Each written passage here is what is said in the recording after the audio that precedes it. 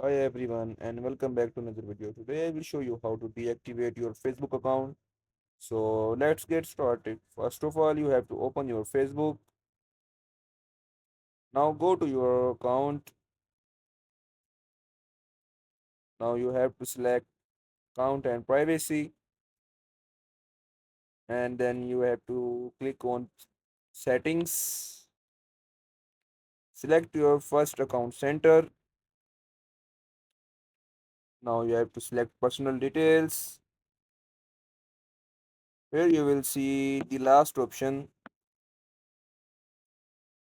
Now you will see account deactivation and deletion.